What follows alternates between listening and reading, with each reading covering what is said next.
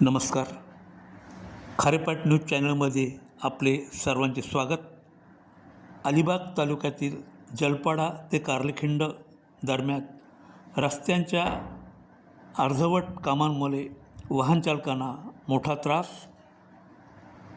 महत्त्वाचे म्हणजे सदर परिसरातील मोऱ्यांचे व पुलांचे अर्धवट कामांमुळे वाहन चालकांना अपघात होण्याचा धोका. याची तात्काळ दखल सार्वजनिक बांधकाम विभाग अलिबाग अधिकारी वर्ग यांनी घ्यावा, तसेच जिल्हा प्रशासन यांनीही लक्ष द्यावे.